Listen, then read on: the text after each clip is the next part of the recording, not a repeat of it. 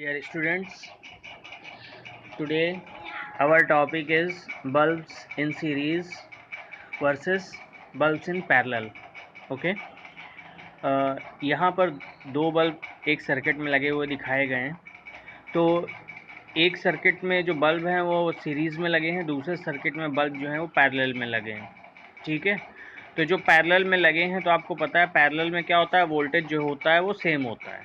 ठीक है, तो यहाँ पर सेल का जैसे 10 वोल्ट अगर वोल्टेज है तो एक बल्ब में जो वोल्टेज जाएगा वो भी 10 वोल्ट होगा उसी ब्रांच के अक्रॉस, और दूसरी ब्रांच में भी 10 वोल्ट होगा, मतलब दोनों बल्ब को 10 वोल्ट मिलेगा। और वहीं दूसरी तरफ जो सीरीज़ में लगे हुए हैं तो उसमें क्या होगा, उसमें वोल्टेज जो होगा वो इक्वली डिस्ट्रीब्यूटेड हो जाएगा। ठीक है, क्योंकि ये मान के चल रहे हैं कि रेजिस्टेंस भी सबका सेम है। ठीक, तो यहाँ पे जैसे 10 वोल्ट है तो 5 वोल्ट प्लस 5 वोल्ट में डिवाइड हो जाएगा। आपको पता ही है जब सीरीज़ कॉम्बिनेशन होता है तो V equal to V1 plus V2 plus V3 condition हम लोग लेते हैं, वही सेम चीज़ है यहाँ पे। ठीक है, तो देखो एक एक बल्ब को हम लोग एक रेजिस्टेंस के तौर पे लेते हैं, मतलब रेजिस्टेंस एज्यूम करते हैं। तो जो बल्ब B1 है उसका रेजिस्टेंस अगर R मान लें, B2 का भी R मान लें, तो सीरीज़ में लगे हैं तो उनका टोटल रेजिस्टेंस 2R हो जाएगा। और वहीं जो पैरेलल में लगे हैं उनका जो नेट रेजिस्टेंस है वो R1 R2 upon R1 plus R2 के अकॉर्डिंग R/2 हो जाएगा। ठीक है, यानी कि रेजिस्टेंस क्या हो रहा है, कम हो रहा है, और वोल्टेज जो है पैरेलल के केस में ज़्यादा हो रहा है। ठीक है,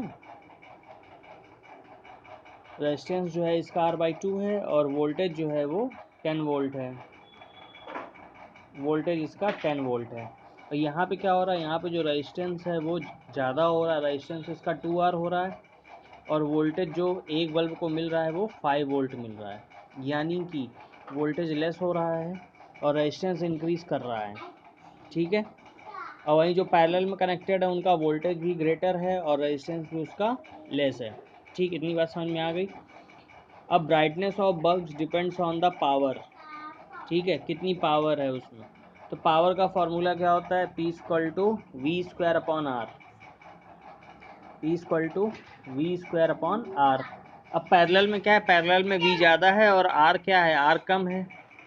तो V ज़्यादा होने का मतलब जो है न्यूमरेटर ग्रेटर होगा और डिनोमिनेटर छोटा होगा, यानी कि पावर जो है आपको पैरेलल में ज़्यादा मिलेगी। सीरीज़ में क्या हो जाएगा, सीरीज़ में देखो जो रेजिस्टेंस है टोटल वो 2R है, यानी कि डिनोमिनेटर ज़्यादा है और वोल्टेज है वो कम है। इसका मतलब सीरीज़ में पावर कम होगी, तो जिसमें पावर कम होगी वो डिमर होगा, जिसमें पावर ज़्यादा होगी वो आपका जो है ज़्यादा ग्लो करेगा, ब्राइटर होगा। ठीक है, तो इसमें लिखा है आगे, so bulbs are in parallel have more power so it will brighter and bulbs are in series will be dimmer. ठीक है, ये बात समझ में आ गई होगी आपको। तो ऐसे ही आपको क्या करना है, जब भी कभी वो डिमर या ग्लो पूछे तो आप सीधे उसकी पावर फाइंड करेंगे।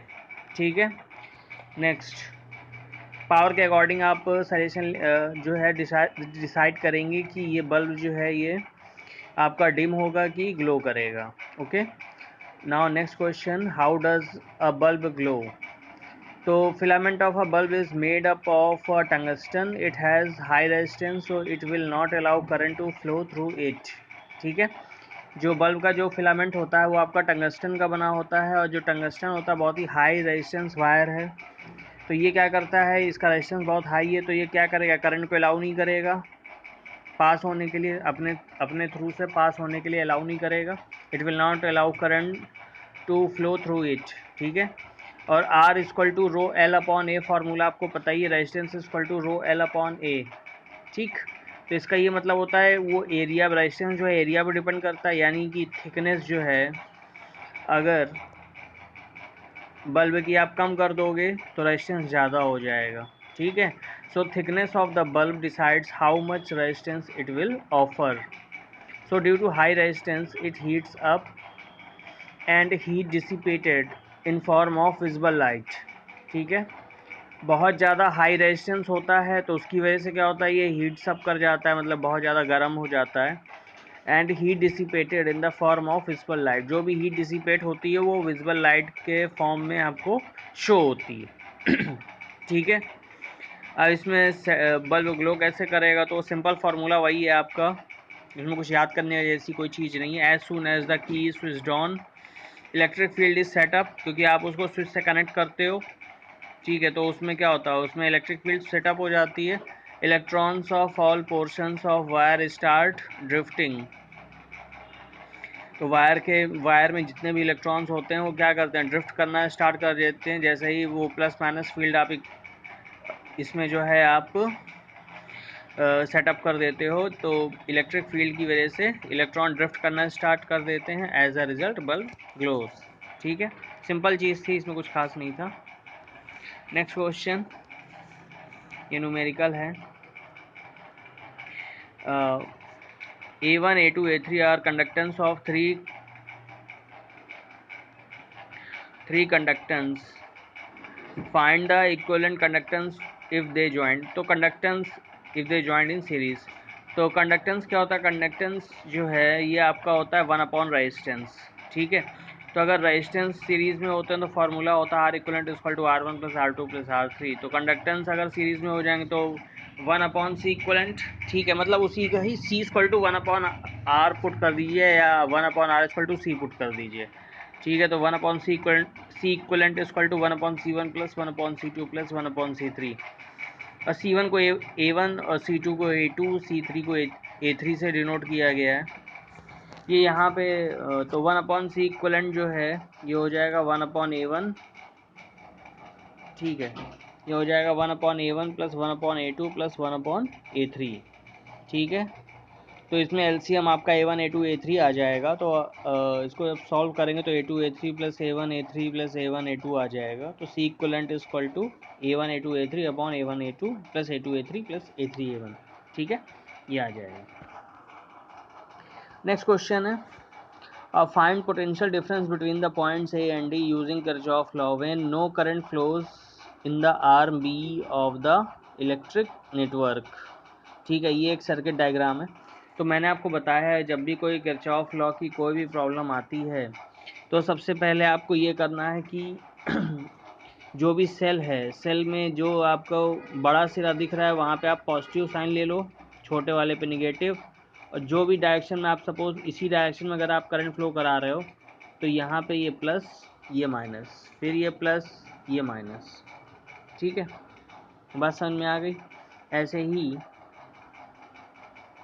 इधर ये करंट, एक्चुअली इस पे क्वेश्चन में दिया when no current flows in the arm B, मतलब जो बी आर्म है इसमें कोई करंट नहीं है, इसमें कोई करंट नहीं, तो इसमें हम कोई करंट कंसीडर नहीं करेंगे, हम यही मान लेंगे कि ये जो करंट जा रही है वो ऐसे जा रही है। ठीक है, तो यहाँ पे ये हो गया प्लस, ये हो गया माइनस। ठीक है, और यही करंट वापस से ये ऐसे आ गई। ठीक, I1 करंट मान लेते हैं, बात समझ में आ गई ना क्या हो रहा है यहाँ पे। बी आर्म में कोई करंट नहीं, ये हमको क्वेश्चन में गिवन है। ठीक, तो since no current in B arm, now applying KVL in BEF A। ठीक है, तो ये वाली जो लूप है BABEF A, ठीक है, तो इसमें हम KVL अप्लाई करेंगे। अब देखो, तो हमारी जो डायरेक्शन है वो ये है, बात समझिएगा। तो ऐसे ही हम चलना स्टार्ट करेंगे, तो 6 से चलना स्टार्ट करेंगे, तो 6 देखो प्लस है बाहर की तरफ, तो 6 ये प्लस से माइनस हो रहा है, प्लस से माइनस हो रहा है, तो -2I1। ठीक है, और ये 1 वोल्ट है, ये भी माइनस से प्लस है यानी कि +1, ये प्लस से माइनस हो रहा है, तो -1 माइनस इंटू I1। ठीक है, और ये आपका माइनस से प्लस हो रहा है, माइनस से प्लस हो रहा है यानी कि प्लस साइन के साथ लिखा जाएगा, तो +3 = 0। ठीक है, तो 6 1 7 3 10 10 - 5I1 = 0, तो I1 की वैल्यू यहाँ से 2 एम्पियर आ गई। ठीक है, यहाँ से आपका I1 2 एम्पियर आ गया। अब दूसरी जो लूप है इसमें हम क्या करेंगे, ये BCDEB, इसमें हम क्या करेंगे, इसमें हम लूप लॉ लगा देंगे, किरचॉफ का KVL लगा देंगे। तो इसमें भी आप देखिए 4 से स्टार्ट होगा यहाँ से, इसमें भी लूप की डायरेक्शन इस तरीके ले रहे हैं। तो 4 क्योंकि इधर प्लस प्लस है तो ये पॉजिटिव लेंगे, तो 4 ये प्लस से माइनस हो रहा है यानी कि ड्रॉप हो रहा है, तो 4 -3, इसमें तो कोई करंट जा नहीं रही है, ठीक है। तो करंट आपकी ऐसे आ रही है, तो ये प्लस से माइनस हो रहा है, तो -I1 into R equal to 0, R हमें नहीं पता है, ठीक है। तो यहाँ पे ये 1 हो जाएगा, 1 equal to I1 into are. I1 की वैल्यू आपने 2 एम्पियर निकाली है, तो 1 इक्वल टू 2R, तो R इक्वल टू 1/2, तो R की वैल्यू 1/2 ओम आ गई, ठीक है। अब क्वेश्चन में क्या दे रहा है, क्वेश्चन में आपसे ये पूछ रहा है कि A एंड D के बीच में आपको पोटेंशियल डिफरेंस फाइंड करना है, A एंड D के बीच में। तो A एंड D जो है आपका ये, ठीक है। तो इसको देखो फाइंड करने के दो तरीके हैं, आप या तो आप ये वाला पाथ ले लो या तो आप ये वाला पाथ ले लो, ठीक है, सीधे सीधे, क्योंकि इसमें तो कोई करंट है नहीं, तो सीधे सीधे आप जो है ये वाला पाथ ले लो या ये वाला पाथ। ए से डी पे चले जाओ, ए से डी पे जाने के दो रास्ते हैं, एक तो ये रास्ता है, एक ये रास्ता है, ठीक है।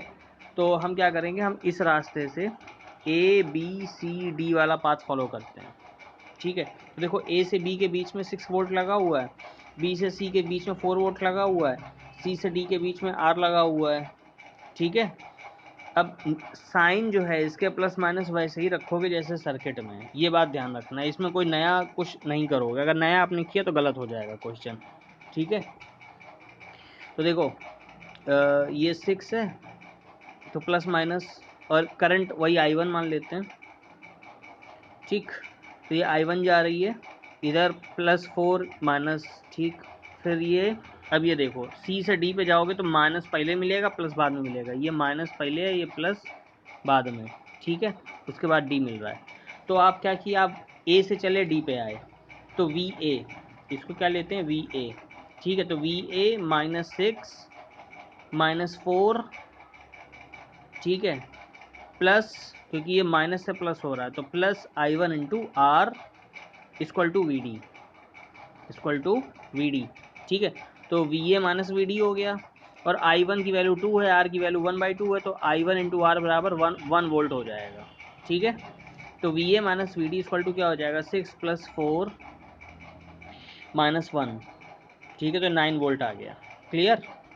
अच्छा, अब जैसे कुछ लोगों को लग रहा हो कि अगर हम A से D पे जाएं तो देख लो A से D में भी आंसर आएगा, ठीक है, क्योंकि इसमें क्या है, इसमें प्रोसेस उसका वही है।